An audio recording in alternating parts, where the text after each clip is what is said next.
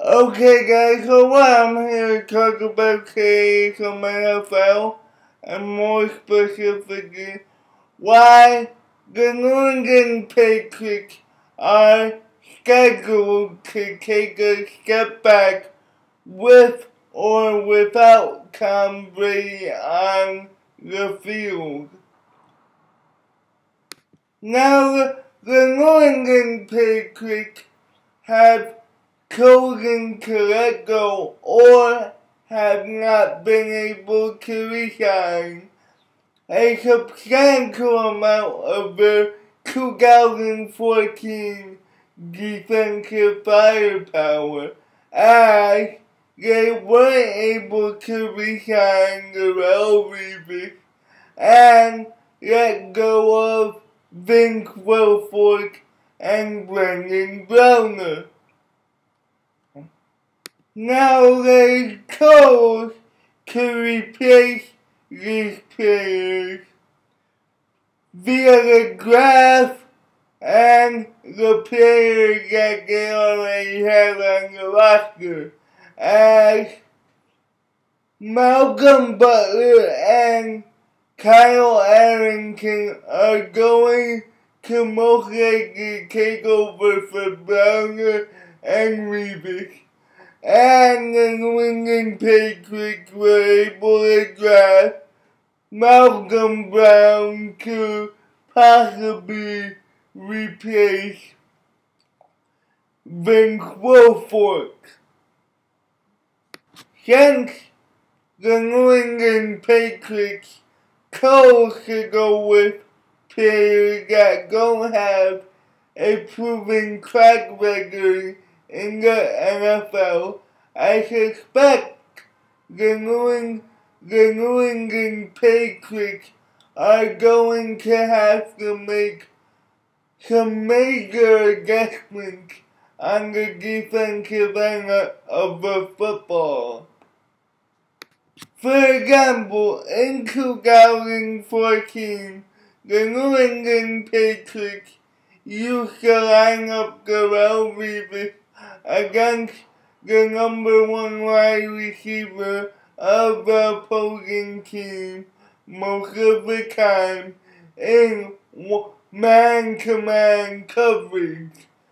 This allowed people like Devin McCoy and Patrick Chung to offer help to Brendan Browner if he needed it by putting a safety over the top to make sure the number 2 receiver didn't blow by Brendan Browner and make the catch.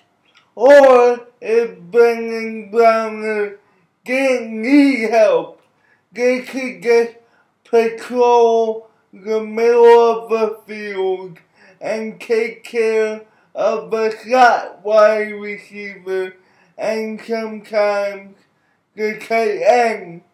But now, with Malcolm Butler as the number 1 or Kyle Arrington, the Patriots may put a safety over the top of the number 1 cornerback until they can prove that they can hang on their own in man-to-man coverage. Assuming that the New England Patriots help the number 1 cornerback by putting a safety over the top. This has a trickle-down effect because this means that most likely a linebacker will either have to cover the tight end or the slot receiver, and that's an advantage for the opposing team. Because if it's the tight end is usually bigger and sometimes faster than a linebacker, and he can jump over the top of a linebacker. If it's a slot receiver, he gets faster than a linebacker and can outrun him. So the middle of the field is going to be a weakness for the Patriots. Now, when the Patriots had Darrelle Revis in 2014, they didn't have to worry about a wide receiver getting by Darrelle Revis that much in press coverage, because even if they got by him in press coverage, let's say a step or two ahead of him, he would use his long arms to disrupt the pass and make sure the wide receiver didn't get the catch. I'm gonna leave a couple videos in the description which serves as an example of this.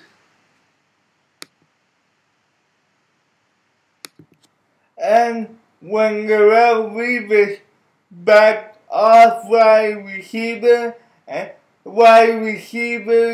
gave him a cushion of 10 yards, he was able to read where the football was going and make sure that the wide receiver gained as less yards as possible. I'll also leave a video showing that in the description.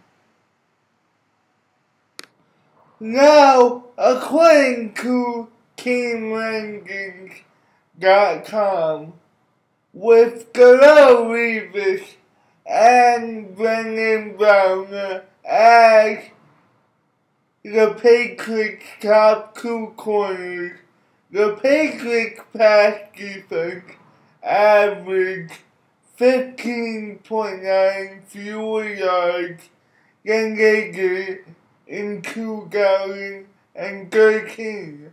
As in 2014, they allowed 236.4 yards as compared to 2013, where they allowed 252.3 yards a game. Now, let's move on to the effect that the loss of Ben Wilfork will have on that Patriots front seven.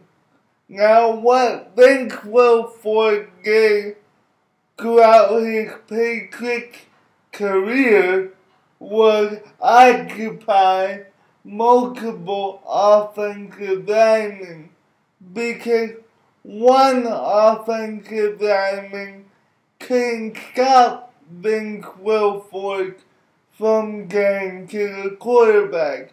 So it would take more than one to make sure that he didn't get to the quarterback. But as a result, that meant that another player, whether it be Tanner Jones, Rob Ninkovich, Jamie Collins, would have an open path to the running back or the quarterback, and they could stop the run or the pass. Now that they don't have Ben Wilfork, opposing offensive linemen are gonna guard everybody most likely one-on-one until Malcolm Brown can prove that he's a disruptive force on the defensive end of the football. As a result, can they'll be able to cover everybody earlier in the season. That means there's more time for the running back to find a hole and to gain more yards, as well as the quarterback is going to have more time to throw the football, and that'll hurt the Patriots even more. To close this off, what I'm trying to say is, no matter if Tom Brady and the Patriots offense can score the same amount of points, the Patriots as a team, in my opinion, won't have the same season as last year, just because the Patriots defense has taken a substantial blow, and it won't be anywhere near as to what it was last year. Anyway, guys, that's it for right now. Peace.